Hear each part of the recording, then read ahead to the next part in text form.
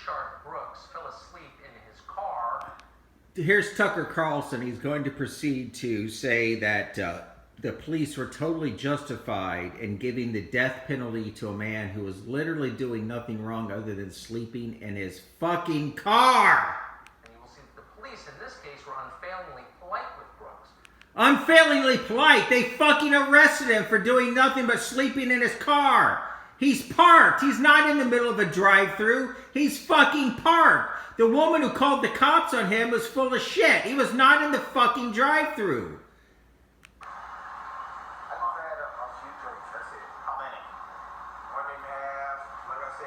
I can tell by the way he's speaking that he wasn't highly intoxicated. Because I'm hungry. What kind of drinks did you have? I'm not sure. It's something she ordered. She said top shelf or whatever. Right. Just take me home. I'm ready to go. So you had about 1.5 drinks, but you don't remember what kind of drinks it was? No, sir. All right. I really don't understand. I think you've had too much to drink to be driving. He didn't do a drunk driving test. He didn't make him touch his nose or walk a straight line. He had no reason to arrest him. He did not do a drunk driving test. Now, being a black man, he absolutely should be fearing for his life.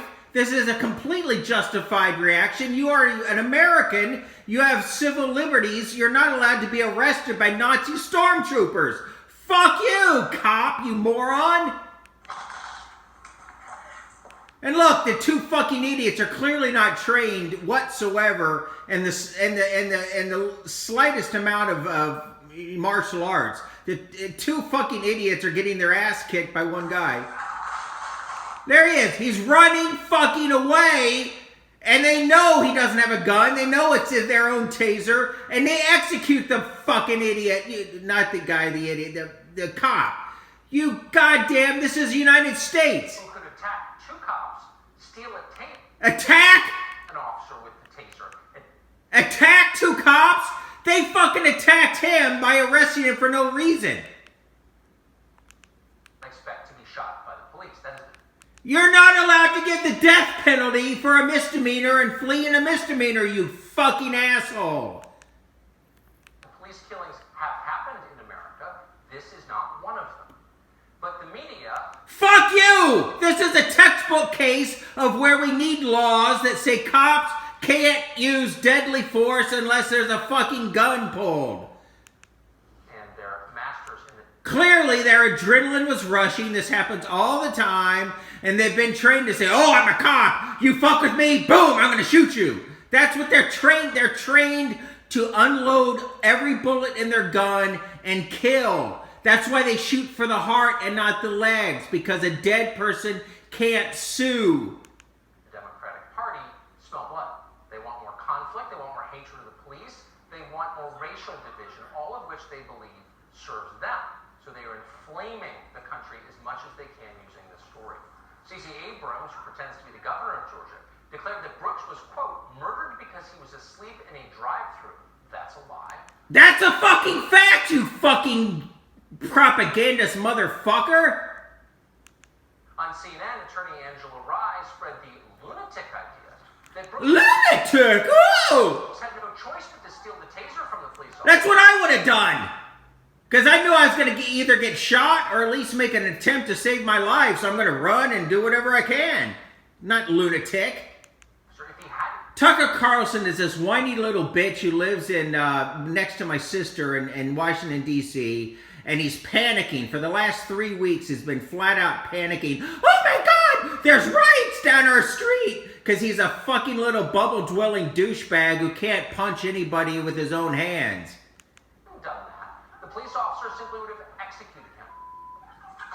In this case, there was a potentially dangerous crime. He was drunk driving.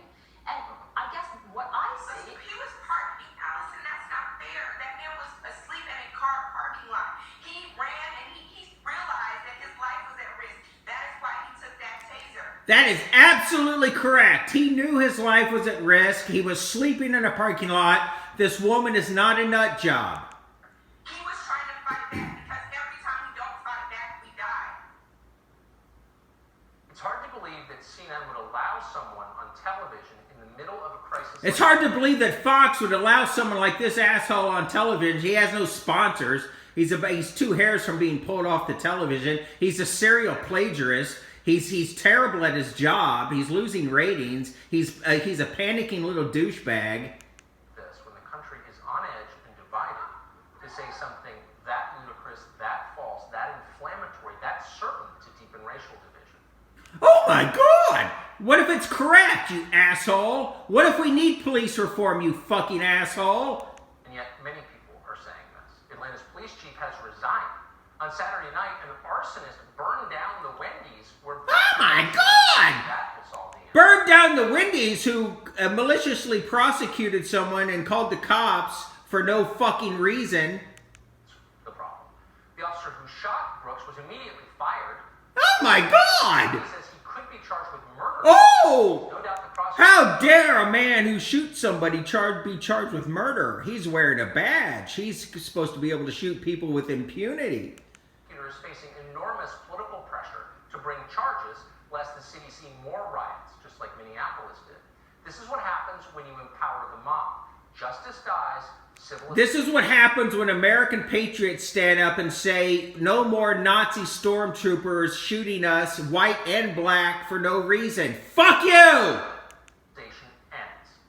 Victor Davis Hanson is a senior fellow at the Hoover Institution. He joins us tonight. Professor, you watch this dynamic. You have seen it before. Describe what we're looking at, if you would. We're right in the middle of a cultural revolution where we can't look for logic and rationale. It doesn't exist, Tucker. So in the police logic, the only way that they were going to get out of this dilemma, and who wants to go in this type of condition and arrest somebody for a DUI when it's a lose-lose proposition?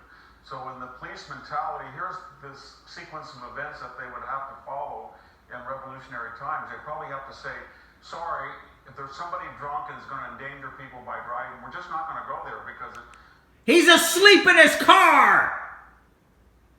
it's not going to work out for us. That was the first thing they would have to say. And then if they did go, and it started out polite on both sides, but once Mr. Brooks decided he was going to resist arrest, then the police would have had to say, you know what?